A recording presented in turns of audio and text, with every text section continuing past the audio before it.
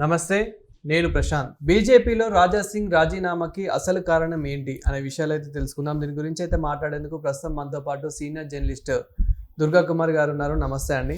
నమస్తే ప్రశాంత్, మన వీక్షకులు కూడా.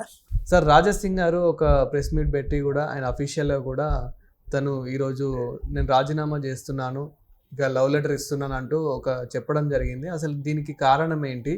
అదేవిధంగా ఈరోజు రెండు తెలుగు రాష్ట్రాల్లో బీజేపీ అధ్యక్షులను కూడా ఎంచుకోవడం జరిగింది. దీని మీద కూడా మీ అభిప్రాయం ఏంటి?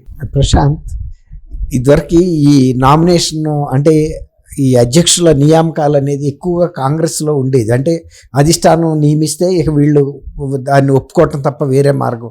కొంతలో కొంత బీజేపీలో ఒక ప్రజాస్వామ్యయుతంగా ఎన్నుకునే వాళ్ళు అంతో పార్టీలోనూ ప్రజల్లోనూ పలుకుబడి ఉన్న వ్యక్తులు, పార్టీలో కూడా బాగా కష్టపడి పనిచేసే వ్యక్తుల్ని ఆ పోస్టులో ఎన్నుకోవటం అనేది జరిగేది.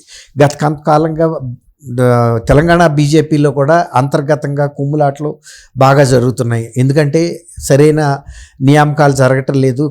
కేవలం కొంతమంది పలుకుబడి ఉన్న వ్యక్తులే పార్టీ అధిష్టానం దగ్గర మేనేజ్ చేసుకుని పోస్టులు తెచ్చుకుంటున్నారు. దాని వలన నిజమైన కార్యకర్తలకి గుర్తింపు రావటం లేదని అసంతృప్తి బీజేపీ కార్యకర్తల్లో కింద స్థాయిలో కూడా బాగా ప్రబలింది. అది కొనసాగుతూ ఉంది. రాజా సింగ్ గోషామహల్ ఎమ్మెల్యేగా 3-4 సార్లు ఎన్నికైన రాజా సింగ్ కూడా పార్టీలో అంతర్గతంగా జరుగుతున్న రాజకీయాల వల్ల ఇబ్బంది పడుతున్నాడు. రాజా సింగ్కి స్ట్రైట్గా ప్రజల్లో మంచి పలుకుబడి ఉంది.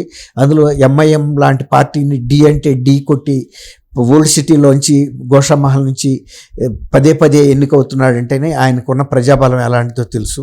అందులో ఈ గోవుల రక్షణ గురించి సంబంధించి కూడా అనేక సార్లు అక్రమ రవాణా జరుగుతున్న గోవుల్ని పట్టుకుని వాటిని విడిపించడం, రక్షించడం, ఇలాంటి సాహసోపేతమైన పనులు ఓల్డ్ సిటీలో చేయటం చాలా కష్టం. కానీ ఆయన ఏ రోజు జంకలేదు. అలా ఎన్నో ఇబ్బందులు పడి గతంలో కూడా 2-3 సార్లు పార్టీకి రాజీనామా చేస్తున్నట్టు చెప్పినా కానీ చిన్నపాటి ఏదో నచ్చజెబుతా పార్టీలో కొనసాగించారు. కానీ ఇవాళ పార్టీ అధ్యక్ష పదవికి నామినేషన్ వేయటానికి ఆయన వెళ్తే తను 7 సభ్యులు అయితే పెట్టాలి. ఈ 3 సభ్యులతో సంతకాలు పెట్టించుకోగలిగాడు. ఇంకా 4 సభ్యులు సంతకాలు పెట్టాలి. పార్టీ అధిష్టానం నుంచి లేకపోతే కిషన్ రెడ్డి వీళ్ళ నుంచి సరైన ఇది లేకపోవడంతో తను అసలు నామినేషన్ వేయటానికి అనర్హుడైన పరిస్థితి వచ్చింది. తర్వాత ఇక్కడ గతంలో మాజీ ఎమ్మెల్సీగా ఉన్న ఎన్ రామచంద్రరావు ఆయన్ని పార్టీ అధ్యక్షులుగా పైన అధిష్టానం నిర్ణయించింది.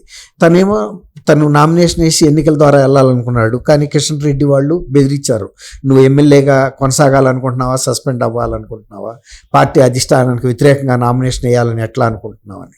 ఆయన కూడా పార్టీ అధిష్టానం కనుక నా మీద ఆగ్రహంతో ఉంటే మీరు స్పీకర్కి లెటర్ రాయండి, నేను కూడా పార్టీకి రాజీనామా చేస్తున్నాను, రాజా సింగ్ మా పార్టీ ఎమ్మెల్యే కాదు అని చెప్పి మీరు కూడా రాసేయండి అని కూడా బహిరంగంగా ఆయన కిషన్ రెడ్డికి కూడా చెప్పేశాడు.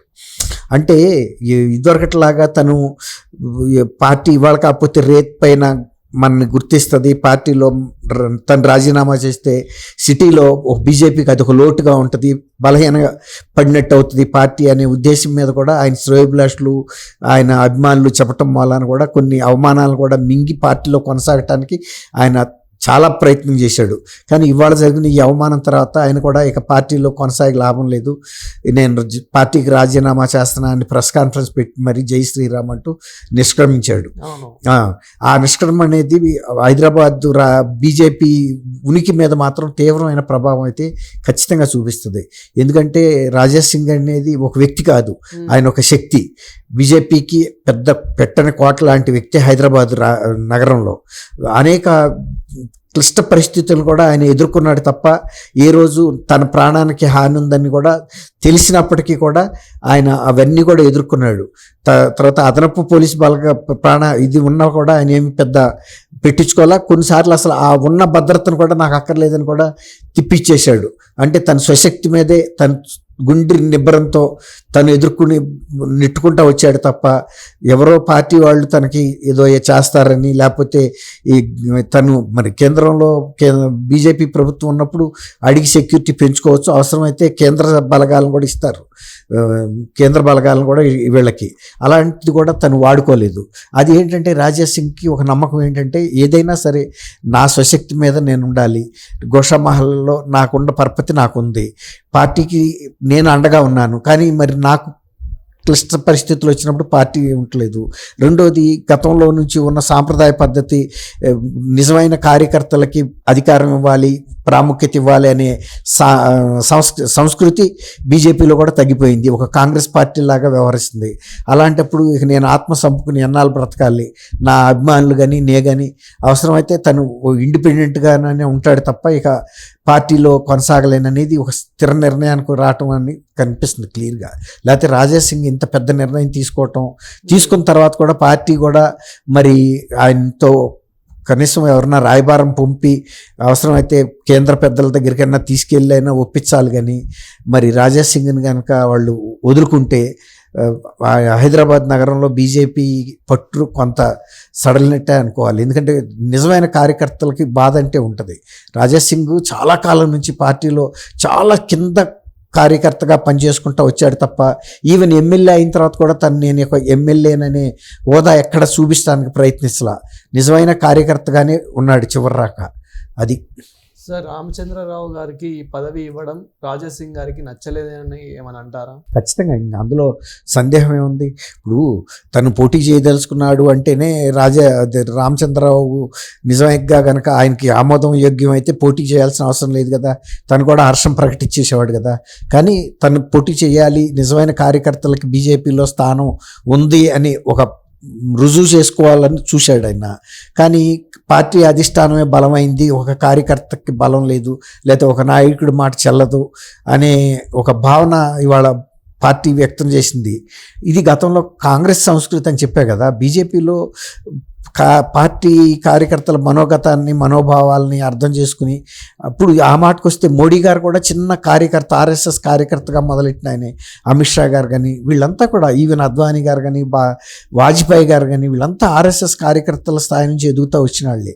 బీజేపీలో వారసత్వ రాజకీయాలు ఉండవు, తర్వాత డబ్బు రాజకీయాలు ఉండవు. కార్యకర్తలుగా పనిచేసినప్పుడు యోగి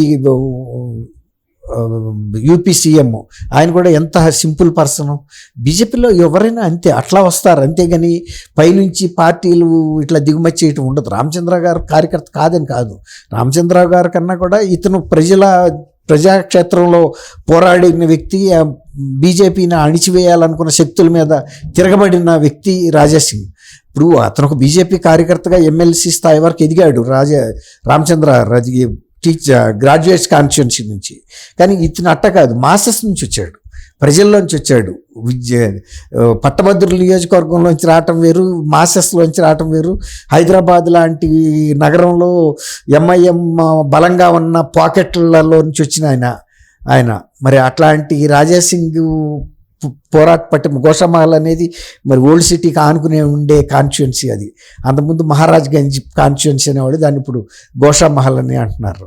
అట్లా మరి రాజేష్ సింగ్ లాంటి వ్యక్తిని పార్టీలోంచి బయటికి పంపించే పరిస్థితి వచ్చిందంటే చాలామంది నిజమైన కార్యకర్తలు, కింది స్థాయి కార్యకర్తల్లో ఆ మనసులో బాధ అయితే ఉంటుందని నేను ఖచ్చితంగా అనుకున్నాను. ఎందుకంటే నాకు చాలామంది బీజేపీ కార్యకర్తలతో సంబంధం అంటే తెలుసు. ఇప్పుడు కాదు, ఈవెన్ కిషన్ రెడ్డి గారు యువ మోర్చా దగ్గర ఉన్నప్పటి నుంచి కూడా నేను పార్టీలో చాలామంది వ్యక్తులతో నాకు సంబంధాలు ఉన్నాయి. ఇప్పుడు అభిప్రాయాలు కూడా చాలామంది అదే అంటున్నారు. గతానికి ఇప్పటికీ పార్టీ నా సంస్కృతిలో అంటే నిర్వహణలో చాలా తేడా వచ్చింది, నిజమైన కార్యకర్తలను పట్టించుకోవట్లేదు. కాంగ్రెస్ పార్టీ లాగా కొంచెం పేరు ప్రతిష్టలో పలుకుబడి ఉన్న కుటుంబాలకు చెందిన వాళ్ళు డామినేషన్ పెరిగిందని చెప్తున్నారు. Thank you sir. Thank you Prashant, మన వీక్షకులు.